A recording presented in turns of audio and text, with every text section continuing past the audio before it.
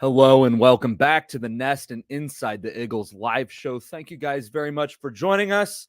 Wild Card Week rages on, whether we like it or not. You know, I'm going to try to be positive tonight is what I'm going to do. I'm going to get out in front. I think I'm going to be Mr. Solo Dolo tonight. I don't know if I'm going to go full hour. I'll probably go until I get tired of talking or confuse myself with my thoughts. Which happens pretty often. But like I said, Wild Card Week rages on. Tonight, we are going to take a look back at the Eagles' Week 3 game of against the Tampa Bay Buccaneers. Always a good thing to do if you're playing a team a second time, especially one that's a high-stakes game like we're going to be having on Monday.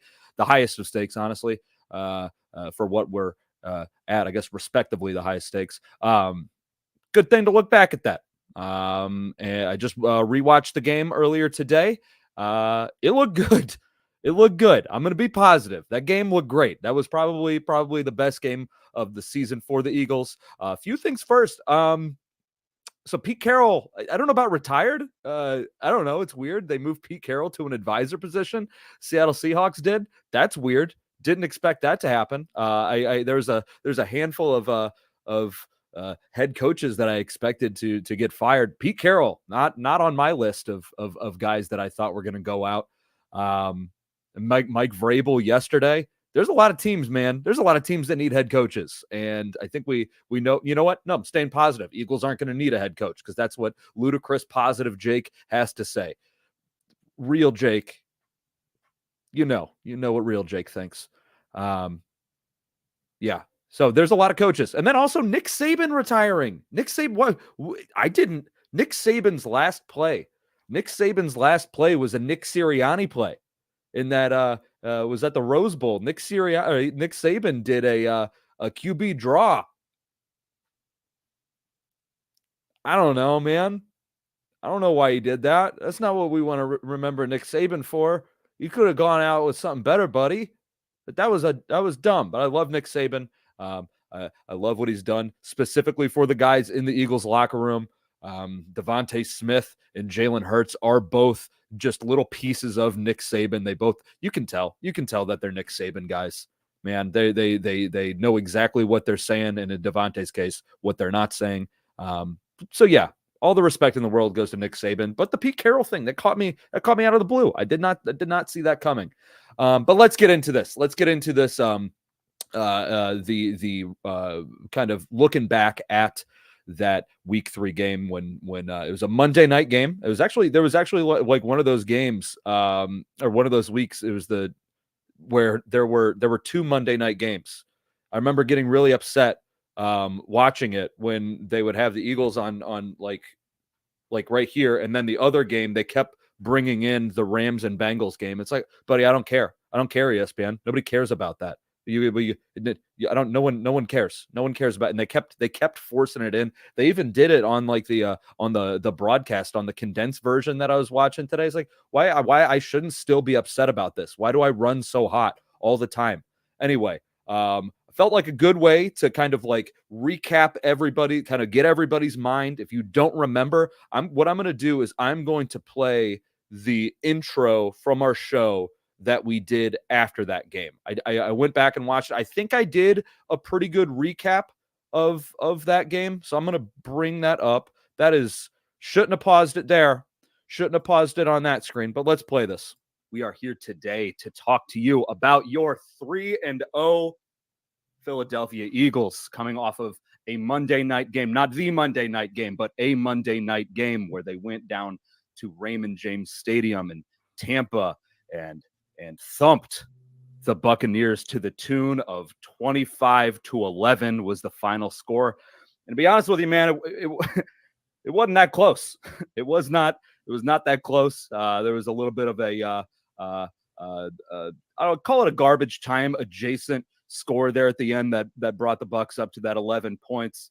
But the first half was kind of marred by some inefficiency in the red zone by the Eagles. It was just a cacophony of blunders. Call it a poor quarterback play or poor play calling. I'd call it whatever it was. But everything really turned around there because guess what? You can't be bad in the red zone if you just score from outside of the red zone. That's a good point. And that's when everybody's two initialed their favorite receiver, none other than Olamide Zaccheaus, OZ, with a absolutely gorgeous 34-yard touchdown reception from Jalen Hurts while he's standing in the pocket, collapsed and takes a big shot. Gorgeous ball, gorgeous touchdown. That's when everything really kind of kicked off with the defense there shortly thereafter, getting their ball moving with Ed Reed Blankenship, a chalk doc ghost, whatever you want to call him, comes screaming across the field,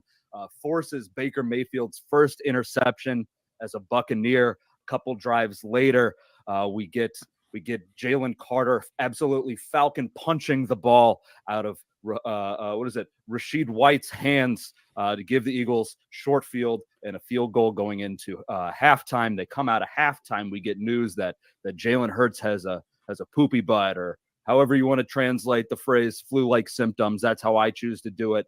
But it wasn't on him at that point because then DeAndre Swift is in his run the piss out of the ball era, baby. And he did just that. That was a good joke. 130 yards. I believe it was on 16 carries, put the team on his back. The guy's an animal. Second 100-yard rushing game in a row. I believe I heard that he only had 4 at his time in Detroit. The Eagles defense kept it going too. There's a bad pick. Call it a bad pick. There's a pick. We'll call it a pick off of Jalen Hurts near the end zone. The defense says, no, and none other than the green dot. Everybody knows him. Everybody loves him. Personally, I've never said a bad thing about him, but Nicholas Morrow with the safety really just seals the game. Eagles end it with a 9-minute drive to really just milk away the entirety of the clock. And that's where we are, baby. Your Philadelphia Eagles are 3-0. We got a divisional game next week, but let's talk about this game. Guys, I'm going to bring... Oh. You remember Joy? I remember Joy. Staying positive. Not going to do that to myself. Not going to do that to you guys. You guys are not here for sadness. Unless you are here for sadness, let me know and I'll be sad. I'll cry. You want to see a grown man cry? I'll cry. I'll do it right here, right now. Yeah. So, I mean, if you recall that game, it was crazy. That was the game where that was the week 3 game. In week 2, DeAndre Swift went off for like 170 yards or something like that, but he had like a trillion carries. Then we get to this game, and then this game is where he was just incredibly dominant, man. It was truly amazing. So I took some notes when I was rewatching this game today. And I think I'm going to go offense and then defense. And it's going to seem a little bit scatterbrained. I understand that. That's just the way that my brain works. So, all right, here's where we are. The offensive line had an amazing game. I can't remember if it was this game or if it was the Minnesota game. Might have been a mix of both, but one of these games specifically, the DeAndre Swift had like 103 yards before contact or something like that. If that was, I think it would make more sense if that was in the Vikings game because he had more yards then. But damn it, man, if he wasn't close to that this game, like if he didn't have that many yards before contact this game, it was damn near close because that offensive line was just giving him these gaping holes. And I'm saying gaping, like I'm talking like if you went to a doctor with a hole on your body, a gash on your body that was respectably the same size as the holes that the offensive line gave for DeAndre Swift on the field, the doctor would kill you. The doctor would kill you because the holes are too big to fix and your life is going to be miserable if you have to go on with these size holes. These holes that the offensive line were opening for DeAndre Swift were amazing. Now, so it wasn't necessarily like DeAndre Swift was making these incredible moves or anything like that, but he was hitting these holes so hard. I'm trying to use words that are like the least horny. He was hitting these holes with like I can't. He was hitting the holes hard is what he was doing. He was hitting holes incredibly hard. It was crazy. And he had these huge bursts of speed after he got out. He was just giving the second level of that Buccaneers defense absolute hell. And that was one of the things going into that game we were wondering, because it's a Todd Bowles defense. It's one thing that we're wondering this week. Is this Todd Bowles defense, man? They're good. He normally has good defenses. The guy, Todd Bowles, yeah, total idiot. Todd Bowles, very, very, very dumb head coach. But as far as a defense goes, the guy runs a good defense. But in this game, DeAndre Swift and this offensive line just tore him to pieces. So that was my first note. My second note, and it started immediately into the game, was the red zone struggles. And I know there's a point in this season where the Eagles, what was it, like they went on a streak of like 10 for 10 with red zone conversions.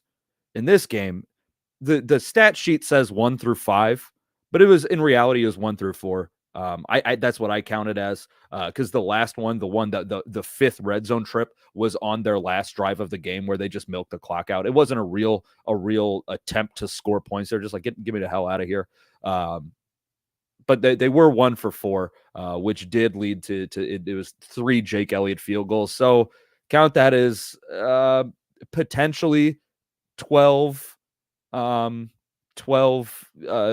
that the offense left off the board. One of them, if you remember, was that incredibly, because there's been a handful of different things that we've seen the Eagles do out of the brotherly shove formation. And in this game was the one where Jalen went backwards and just like it was supposed to be a pass out of it, I guess. And he just ran backwards and tripped. And then Jake Elliott came on the field. So that one did kind of suck. But at that point, you heard me say it in that little recap there. It seemed uncharacteristic, but that kind of is just in totality what this Eagles offense is. It almost seems more like that streak of 10 red zone trips was kind of fluky, which sucks. Positive, staying positive. All right. In the first quarter of this game, the Eagles had 113 yards in the first quarter, which is incredible. It was incredible. In the entire game, the Eagles not outscored. Let me pull up these stats right here. If I can, my iPad's going slow. The Eagles outgained the Buccaneers 472 yards to 174 yards, which is crazy. That's crazy. I'm not entirely sure what, as far as like defensively holding a team to that few yards ranks, but I feel like that's got to be probably top 3 as far as a defense goes for Nick Sirianni. I'm trying to think. I mean, I'm sure there's been some, like in 2022 against those dog water quarterbacks that the Eagles played that they didn't score many. But again, that's also a Jonathan Gannon defense, and they kind of just move down the field. But 174 yards, man, that's good. But that 472 yards, that's the impressive part. That 472 yards, that's actually the third most yards gained since 2022. So all of 2022 and all of this year, 472 yards is the most yards that the Eagles have gained. The other 2 games that were more than that was against Green Bay in 2022. The Eagles had 486 yards, and then against the Minnesota Vikings in week 2 of 2022, that Monday night game, not this year, but the year before that, the Jalen Hurts coming out party, exactly 500 yards that they gained. And then this game was 472. It was amazing. It was an amazing offensive output for the most part, and I'll get to that. As far as the blitzes, I looked at some of the blitzes that Todd Bowles was running in this game. Yeah, there was a fair share of the ones coming through the middle. The offensive line held up incredibly well, but a lot of them were like looping, like the ones that came from the outside. We got it. We handled the blitz well, and I don't know what the hell happened this season. I mean, granted, yeah, this was what, February. This game happened on September 25th. I'm not a math guy. Let's see. It's January, December, November, October, September. It's hard to do months backwards. I think September comes before October. That's correct. I'm right. I'm pretty sure I'm right. I think I'm right. I'm not a calendar guy. Anyway, so what's that? About 5 months ago? That's call it 4 months. Call it 4 months. That's 4 months ago. A lot of things can change, but man, they handled the blitz really well in this game, for the most part. But these blitzes that came from the outside were looping. It didn't seem like they were trying to beat with power or anything like that. There was a lot of good blocks. They were picking up the pass protection was picking up these blitzes. They were looping, and Jalen handled them relatively well. I thought he handled them relatively well. He was able to step up in the pocket, like I said in that recap. He stepped up in the pocket, and that throw that he hit to OZ, oh my God, that's highlight material for the season. There's a handful of plays this season where you're like, yes, that was when things were good. And this is absolutely one of both of Olamide Zaccheaus' touchdowns were amazing. There's the one against the Bills on that 3rd and long, and then this one where Jalen Hurts is standing in the pocket. Guys are barreling down on him. He takes a wicked shot, but he launches the ball. Olamide Zaccheaus is in coverage. And you're looking at like, where the hell is he throwing this ball? But he throws Olamide Zaccheaus open for a gorgeous, 36-yard, 34-yard touchdown. Mwah, mwah, mwah, mwah. That is the Jalen Hurts that we know and love. It was beautiful. It was beautiful. So things have changed, but what happened in this game? I thought for the most part, Jalen Hurts handled that kind of pressure relatively well. There was a fair share of him bailing the pocket, but we know that he's going to do that. But when he was standing in that pocket, he was wheeling and dealing, baby. So that was good. Did the Jalen Hurts to Olamide Zaccheaus was a gorgeous touchdown. I brought it up there in that recap. The first interception that Jalen threw this game, he had some pressure coming from his right side. And then I guess there was some crazy miscommunication that happened with DeAndre Swift. The rare times that they're throwing the ball to DeAndre Swift, it looks like Jalen thought that the DeAndre Swift was going to cut out. DeAndre Swift cuts through the middle, which now that I'm thinking about it, in where we are now, DeAndre Swift shouldn't have cut to the middle, because like the Eagles aren't going to throw the ball in the middle of the field. Like, that just doesn't happen. But yes, so that's what that interception was. It was a bad pick. It was a bad pick, but explainable, which is kind of good. I'm kind of caught up. I don't know if I necessarily do. I want my interceptions to be like mysterious, like how the hell did that happen? Or do I want to be like, yeah, that's exactly what happened, because that's almost more defeating. But at least you have closure. Anyway, so that's what that was. Going into halftime, the Eagles were actually it was weirdly aggressive, because they weren't crushing the Buccaneers with the running game at this point. They were doing good with it. They weren't crushing the Buccaneers with the running game at this point. But they had successful runs, and then they kicked a field goal, which is good, because we've seen this team on both ends of the spectrum where there's short time before halftime, and they can either just fart it away, or they actually kind of put the pressure on.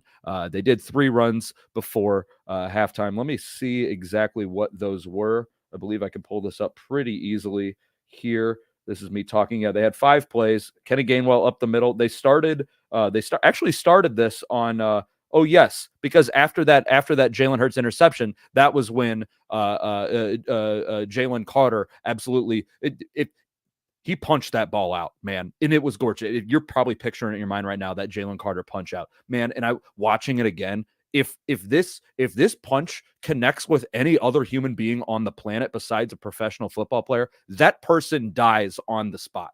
That person, it was like a kidney punch. He would have just put his hand. He would have homelandered you. he absolutely, that was such a violent punch. Eagles get the ball back. They have the ball back on Tampa Bay's 36-yard line. Do a few runs. Like I said, it was a run for 6 yards. There was a pass there that got reviewed. But yeah, they kind of just ran the ball, but they ended up getting into field goal range. Used a few timeouts there too. End up going in to the locker room up 13-3. All right, so then it's halftime. Okay, and after that, this entire game is DeAndre Swift. After that, the entire game is DeAndre Swift. It was beautiful, man. It was absolutely. This was the game where he had that hurdle on a 26-yard run, and it looked like the hurdle wasn't going to make it. Like, it almost looked like he brought his knee up to go over whoever the guy was, and you would think like, oh, he's going to get tackled. But turns out he just pushed off the back of the guy's here. His knee goes like, he's like, nope, and then he just go. It was gorgeous. It was gorgeous. You love seeing a good hurdle from a running back, especially in the middle of the field. A lot of times you see those tight end hurdles, and you're like, oh yeah. Those guys, not only are they huge, but they can jump. But then you see a running back do it, and he just Goombas him, just like Mario, just steps on his back and says, "I'm out of here." That was gorgeous. That was his first 20+ yard run of the day. He had two. He had the 26-yard and the 29-yard. The guy was phenomenal. It was amazing. Where the hell did that go? Staying positive. All right. Okay. Now here's the Jalen Hurts part of it. It wasn't a great game by Jalen. As far as his stats go, Jalen was 23 for 37, 277 yards, a touchdown, and 2 interceptions, just 1 sack. But let's see if I can. I think that's about a 60. It's around mid 60s percent completion percentage. Is that how you say that? I don't know how you say that. I'm not good at English either. Talking is tough. But yeah, it was fine. It was a fine game. He had a 45% success rate, which is a little bit below where he was in 2022. It certainly wasn't. It wasn't a bad game. I mean, he damn near threw for 300 yards. But the balls that he was missing, man, they weren't great. I mean, obviously, like I said, there's the miscommunication with DeAndre Swift. That's a miscommunication. But he was sailing some people. He was underthrowing some balls too. It wasn't a pretty game for him. I don't know. We know where we are now. We know that Jalen's doing, kind of about. He's not missing as much he's not missing as much right now as he was in that game. Because a lot of the times now he's bailing out and just throwing the ball out of bounds.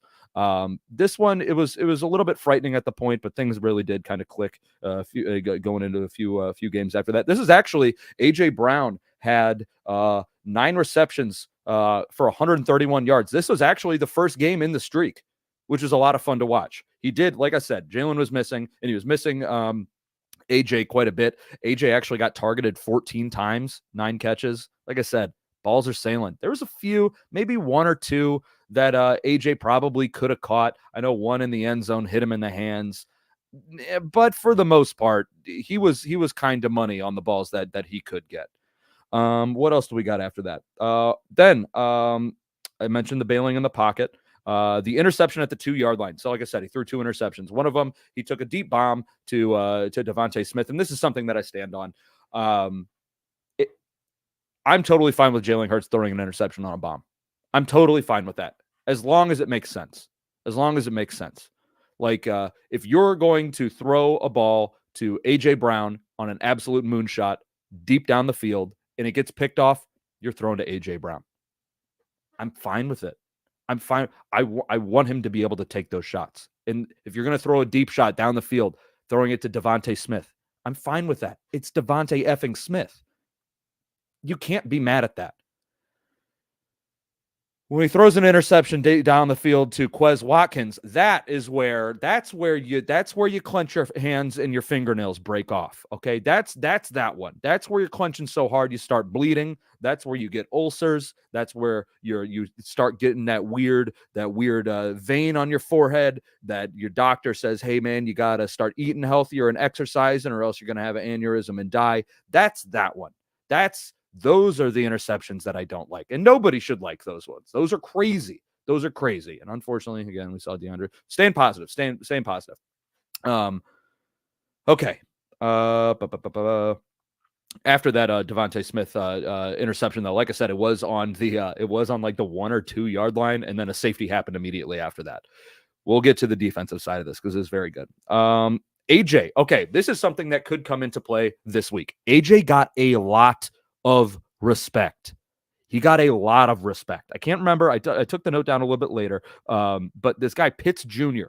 On the Buccaneers, he was showing AJ, and by respect, obviously, I'm saying space. He was giving AJ so much space. AJ was actually able to catch the ball on these curls. He would turn back. He would catch the ball. He'd be able to get some yak. Obviously, it's not the play that's designed for yak, but it's AJ Brown. He's going to get the yak. But he was getting so much space. I'm hoping, for the love of God, I'm hoping that we see that same kind of a thing coming up on Monday, because, man, he had a lot. And it's AJ Brown. He doesn't need room to be able to do what he does, but he got so much of it.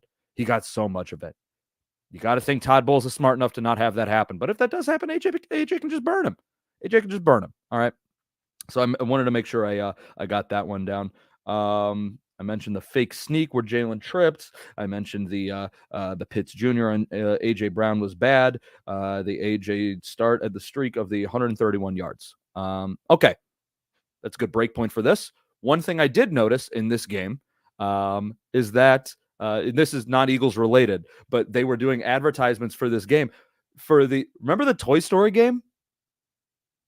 What the hell was that? Remember when they did a Toy Story game for, like, was it like the Jags and the Falcons in Europe? What the hell was that? They did advertise, like, what the hell? That was a fever dream.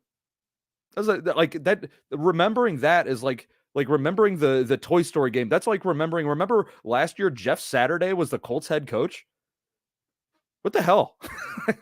I saw the ad. I was like, this is a crazy thing that they did. I can't believe they did that. What is stupid? And it didn't work for like the most of the broadcast. Like I remember watching the first quarter of that, or maybe even like the first half of that Toy Story game. I was like, what the hell? Why am I doing this? Like nothing worked. It was like if they hired, it was like a Wish.com or a Temu version of an even like a more off-brand Madden game. Like it was very stupid. So that was fun to remember. Okay. Thinking let's do some defense. Let's talk defense, and then we'll talk about the things that the Buccaneers did, the few things that they did that actually did work. The defensive line, and I know this is long gone now. I know it's long gone. Staying positive. The defensive line got tremendous penetration this game. I can't not use horny words. They got great penetration. They penetrated amazingly. The penetration was immaculate. The penetration was, dare I say, orgasmic. They were going down. They crushed it. They were getting through the line on damn near every snap. And it's been a long time, but they were doing that, and it was beautiful to see. Reed Blankenship. This is kind of, I don't want to say it was his coming out party, because he did get that interception in that Green Bay game last year on Aaron Rodgers. But this is kind of where he started flexing nuts, man. He started doing really well this game. He was getting tackles. He was coming down quick.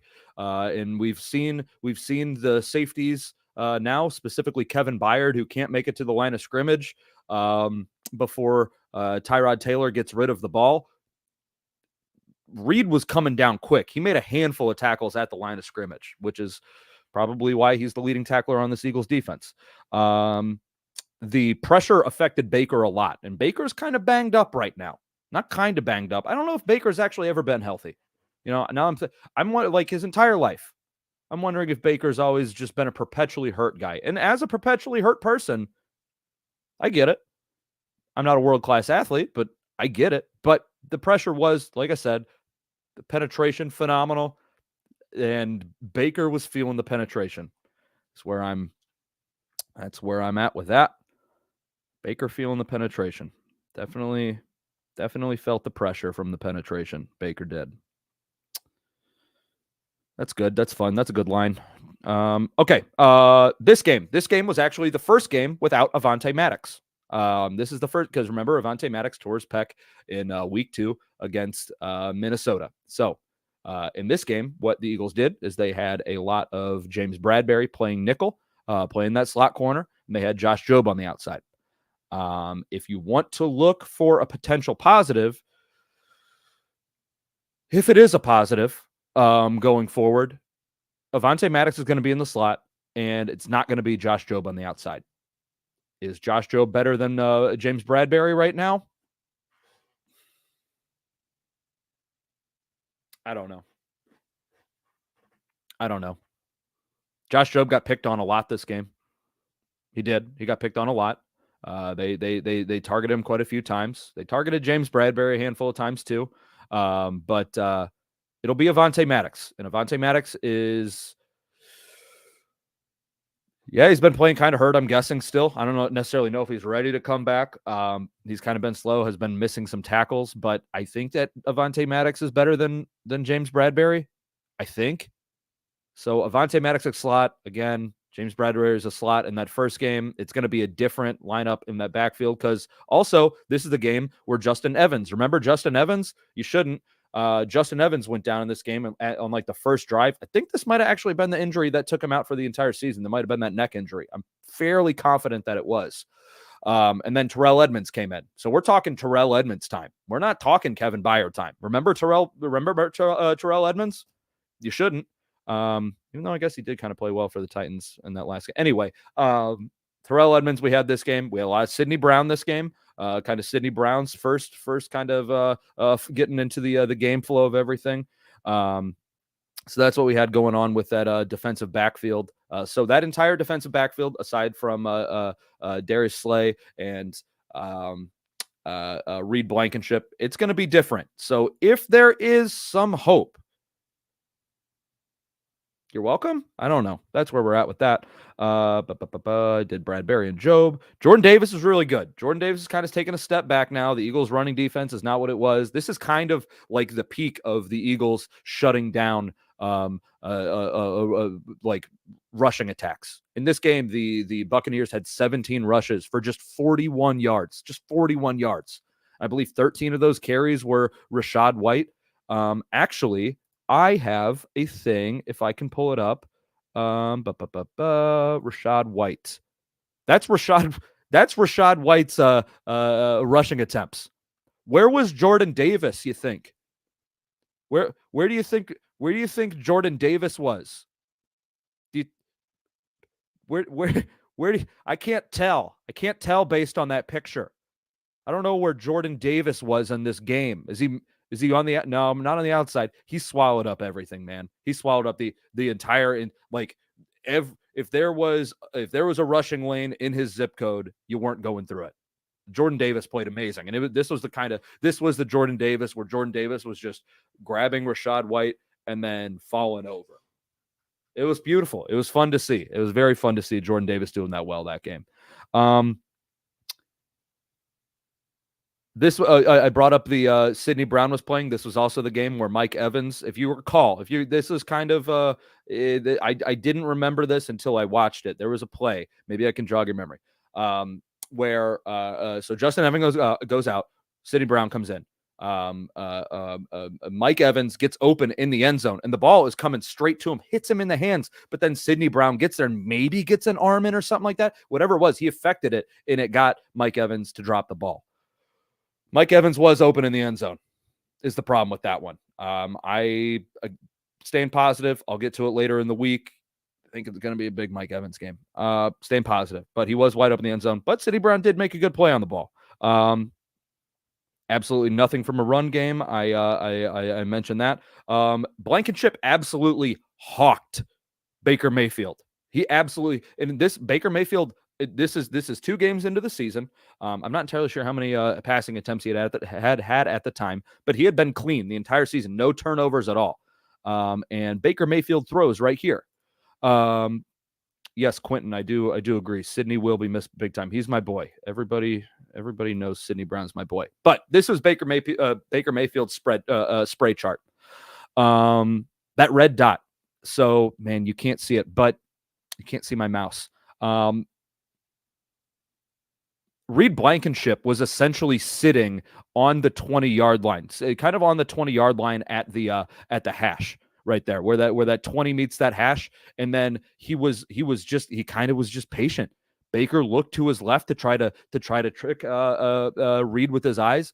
Did not fool Reed. Reed drifts over to the left and absolutely snags it on that red mark. He absolutely snags it on the red mark right there. It was a bad throw by Baker. It was a late throw by Baker, which is why Reed was actually able to get there. I think that Baker looking to his left there took a little bit too long. I think that I don't know what the hell he was thinking, honestly, because if you see that you're not tricking that guy, if you hold your eyes over there for that long and you see that you're not tricking him, that little tick that it took for Baker to get his eyes to go from left to right, and he threw the ball, and Reed absolutely hawked it. It was beautiful. It was a beautiful pick. Reed makes some good picks, man. I like him. Not a race thing. I just like that. I just like him. He just also happens to be white. It's our white safety. I don't want to say we got to be proud of our white safety because that implies something bad. Let's see. Reed's good. I gotta not dig myself in a hole, you stupid idiot, Jacob. Okay. I mentioned the Jalen Carter kidney punching Rachaad White. It stripped the ball, fumble, and James Bradbury recovered it. And then, oh God damn it. And then this was the game. This was the game where everybody was like, Nick Morrow. Nick mother effing Morrow. Hell yeah. This guy's got it. Nick Morrow. After the like I said, after the Jalen Hurts interception that he was throwing to Devontae Smith, which was a really good defensive play by that safety. Kind of came in and grabbed it. It was a pretty good play by him. But Nick Morrow comes in deep. I can't stop using these words. This is just who I am. I don't know why my mind constantly goes here. Nick Morrow gets penetration, comes in deep, and absolutely wrecks Rachaad White in the end zone, gets a safety. I believe that was his second or third sack. He had 3 sacks this game. Nick Morrow had 3 sacks. If we can get a Buccaneers team on Monday that is the same Buccaneers team that would allow Nick Morrow, the awful linebacker. If we can get the Buccaneers team that will allow Nick Morrow to get 3 sacks, we're gonna be in shape. We're gonna be in shape for a win there because you can't allow Nick Morrow to do that, buddy. Oof, Nick Morrow, 3 sacks. We're on top of the world, is what we were, and now we're here, staying positive. That was the best game of Nick Morrow's season, potentially his career. I'm not familiar with Nick Morrow's work with the Bears. He was with the Bears in 2022, and they cut him. So you got to assume not very good.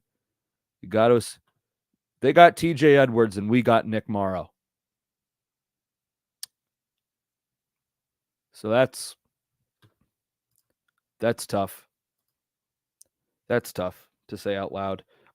In this game, Jalen Carter absolutely crushing it. This was, I don't want to say Jalen Carter's coming out game because he had done pretty well in those first 2 games. Like kind of as soon as he stepped on the field, even in the preseason, we're like, damn, Jalen Carter's really good. He's knocking over people that are on starting offensive lines. But then Jalen Carter in this game, this is where he kind of, I don't want to say cemented himself, but this is where he was like, I'm going to be defensive rookie of the year. Like this was that game. That punch out, Jalen Carter was eating up double teams. He was allowing Fletcher Cox to get free. Jalen Carter was playing out his damn mind in week 3. It was very good. Again, things have kind of staying positive. Things have stepped down, rookie wall. Who knows what it is? Staying positive. Jalen Carter played great. Carter played great this game. All right. Those are the notes that I have on the what's it called on the Eagles defense that game. It was great. It was a phenomenal game. It was, as a whole, that was Sean Desai's best game. Sean Desai had 2 great halves, 2 great second halves against Kansas City. Maybe not against Kansas City, but against the Dolphins. That was the best half of Sean Desai football that we had. This was the best overall game of Sean Desai football. It was amazing. It was amazing. 2 things I wanted to bring up before I get to some things that Tampa Bay did. I only have I have 1, 2, 3, 4, 5, 6 lines of things that Tampa Bay did good this game. But I did when I brought up those spray charts and the rushing stuff for Rachaad White, I do want to bring up the DeAndre Swift buddy.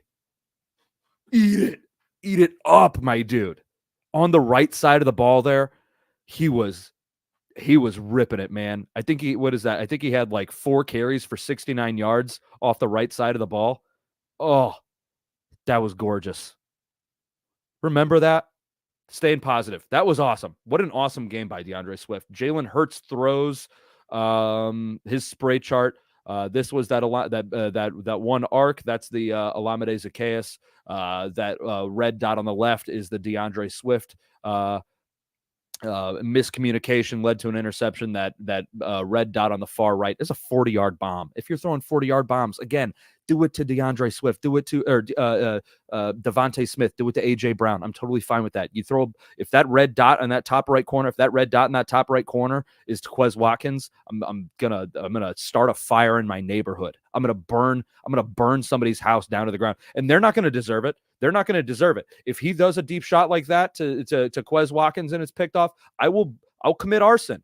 I'll commit arson is what I'll do. I'll burn somebody's house down, and they're not going to deserve it. That's where I'm at with that. So yeah, that's Jalen Hurts spray chart. I did DeAndre Swift spray chart or rushing chart. I did Baker Mayfield spray chart. I did Rachaad White. Let's just look at that again. Where was Jordan Davis in this game? I can't imagine. Okay, things that Tampa Bay did well. Mike Evans, man. It's going to be trouble. Mike Evans in this game, 5 catches on 10 targets for 60 yards, 1 touchdown. His longest catch was 24 yards. The Bucs went to Mike Evans on 3rd downs 5 out of 8 times. Not going to be negative here. Going to be realistic, Jake. I know I've been trying to be positive, Jake, this entire time, and I think I've been doing a relatively well, given where I normally am. Mike Evans, 5 of 8 third downs, he got a target, and so many of them, if not all 5, 4 of them. If not all 5, then it was 4 of these targets to Mike Evans on 3rd downs came behind the sticks. And what we know about this Eagles defense right now, man, is that 3rd down and long, brother, it's bad. Brother, it ain't good. It ain't good. Mike Evans is going to be a problem. Again, this was kind of a ragtag group with Bradbury at slot and Job as an outside corner, and then Sidney Brown was getting his first like real play time. Maybe that came into play in this game. But 5 out of 8 targets to 5 out of 8 third downs were a target to Mike Evans. Luckily, Mike Evans, he has catching issues. He's great. The guy's great. The guy's immaculate. Mike Evans is fantastic. He has catching issues. There was on the Buccaneers' first drive, Mike Evans, a ball hit him in the hands. Darius Slay should have intercepted it.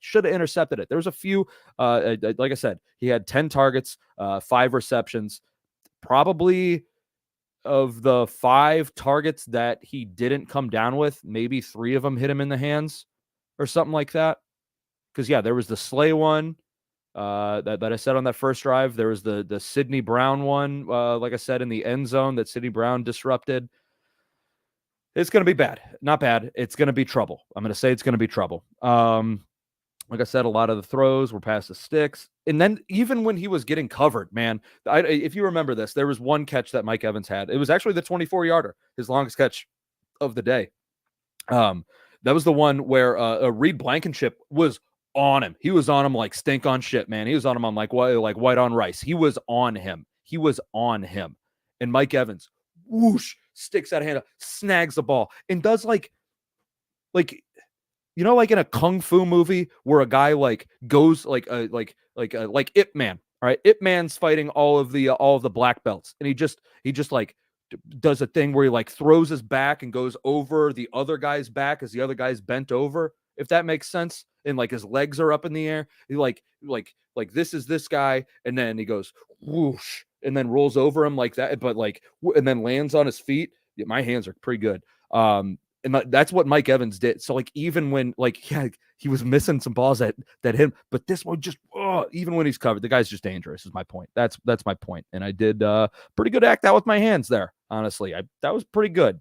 If you listen, if you watch that and you don't understand what I'm saying, that's on you. This is the best. This is the best I can do. I'm trying my hardest right now. I can't believe I've gone for 45 minutes. That's crazy. Other good thing, positive thing for the Eagles. The Buccaneers special teams stink. Their kick coverage stinks. Now, again, Britton Covey, very good. Britton Covey, very, very good. In this game, Britton Covey, let's see, punt returns. Britton Covey had 3 punt returns for a total of 81 yards, had a 52-yarder. And I think he had another one that was like 30 yards or 29 or whatever the hell it was, whatever adds up to 81. The guy, they stink, brother. They stink. They had guys running into each other. They couldn't cover him. Britton Covey's breaking out of tackles against them. There could be. We've been waiting and waiting. Manifest this. What time is this at on this show? 45 minutes and 45 minutes and 50 seconds in. Britton Covey. Jake's, where's my thing? I have a thing for this. Overlays. Whoop, whoop. Jake's takes. Britton Covey is going to score is going to return a ball for a touchdown. If not a touchdown, he's going to return it inside the red zone. Britton Covey is going to go off on this game. Britton Covey is going to feed. This Buccaneers special teams stinks, brother. They stink, and Britton Covey is going to expose them. So that's good. I mentioned in that recap, if you've been here since the beginning, I did a recap of what the I played back the recap of the game that I did after the game in week 3, if that makes sense. It was you guys get it. I said that enough. You're smart enough. You get what I'm saying. I mentioned that the Buccaneers scored a garbage time touchdown. It wasn't necessarily garbage time touchdown. Now, was it a good drive that they had? Not kind of. This was the drive, like I said, that I just talked about with the hands and everything. This was the drive that Mike Evans snagged that ball, went over the back of Reed Blankenship. It was kind of just foreshadowing what the Eagles defense is going to be for the rest of the year. The Eagles weren't playing prevent or anything like that. They were still going after him. It wasn't really it was kind of an earned touchdown that they got. Mike Evans ended up scoring that touchdown. That does remind me, though, this Eagles defense against this front, again, at that point in time, they weren't doing that stupid 5-man rush that they do, where everybody's clogging up and they're doing. It's not even a 3 Stooges. I brought it up. I got the 3 Stooges poster right here with Larry Moe and Curly. Moe's kicking the football off of Curly's head, and Larry's holding on to it. The Eagles been doing the 3 Stooges thing with Matt Patricia. When they do that 5-man front, it's 5 Stooges. Everybody's colliding with each other. It looks clustered. Nobody's making a play. The Eagles are doing a 4-man rush here, and it was working really, really well. A lot in part to do, like what I said, Jalen Carter eating up a double team, Fletcher Cox getting free. It was great. Okay. Let's see. Is there anything else that I wanted to cover? I don't believe so. We'll be back with you at the same time tomorrow. Tomorrow or on Friday or on Saturday, on Sunday, whatever it is. We're going to try to get Josh Hill on. Josh Hill is the writer for the Fansided Buck site, the editor for it, for the Fansided Buck site. He's essentially the Jeffrey of the Buck site. We're going to try to get him on and do like kind of a behind enemy lines thing like we did before. He was actually, when we had him on going into that Bucks game, that was the first time that we had somebody on, and he did a really good job. So I'm hoping that we can get him on, kind of get his insight, see how this Buccaneers season has gone, see what he kind of thinks how this game's going to go, see if it's any different than what we think it's going to go. We'll get with you on Friday. We'll have the normal matchups, our offensive and defensive needs, hopes, and wants. Maybe on Saturday, depending on when the injury report comes out, we'll come back to you with that, and we'll talk to you guys about that and everything, kind of break all that kind of stuff down. But thank you guys very much for hanging out with me on this Wednesday evening. I appreciate all of you very, very much. Until next time, until tomorrow, Wildcard Week rages on. Thank you guys very much. My name is Jake Beckman. Go Birds.